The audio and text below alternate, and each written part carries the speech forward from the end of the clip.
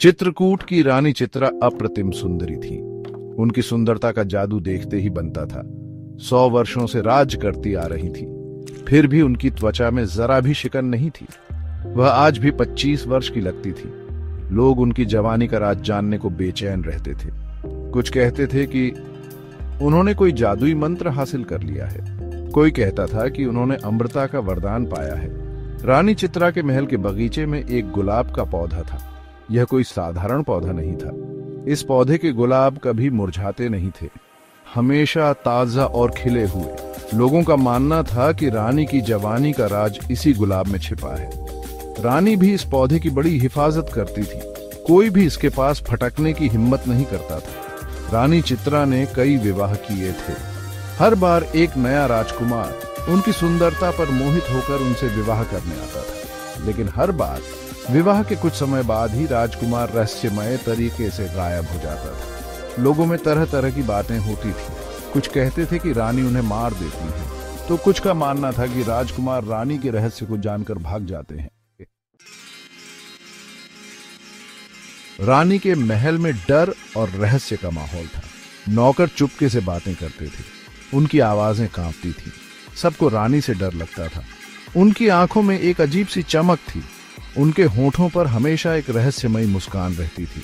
रानी के महल में एक गुप्त तहखाना था। कहा जाता था कि इस तहखाने में रानी ने अपने पतियों को कैद करके रखा है।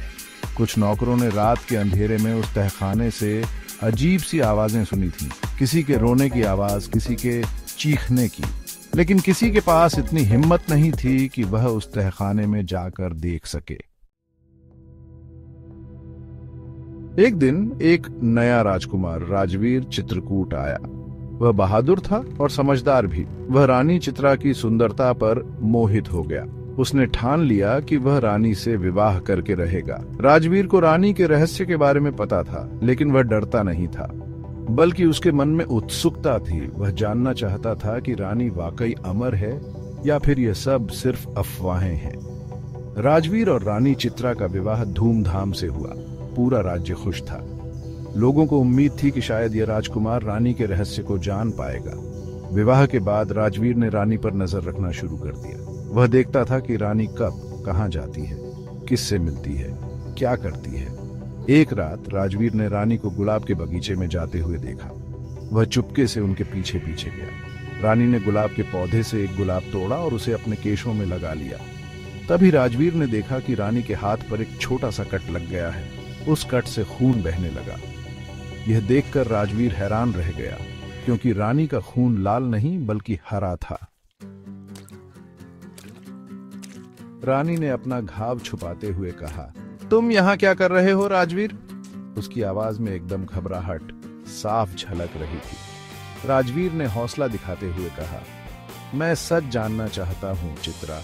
तुम्हारी जवानी का राज क्या है? इन गुलाबों में क्या रहस्य है? रानी ने एक ठंडी सांस ली और कहा, तुम वह जानकर क्या करोगे राजवीर? कुछ राज दफन रहने के लिए होते हैं, लेकिन मैं तो तुम्हारा पति हूँ चित्रा।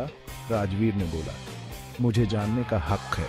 रानी ने हार मानते हुए कहा, ठीक है, मैं तुम्हें बताती हूँ, लेकिन इसके बाद तुम मुझे छोड़कर चले जाओगे। राजवीर चुप रहा। रानी ने बताना शुरू किया, यह गुलाब कोई साधारण गुलाब नहीं है राजवीर, ये जादुई है। इसके फूलों में अमृता का रस भरा है। हर पूर्णिमा को मैं इसका एक फूल खाती हूँ। यही मेरी जवानी और सुंदरता का राज है। और जो तुम इसे छूने की कोशिश करता है? राजवीर ने पूछा।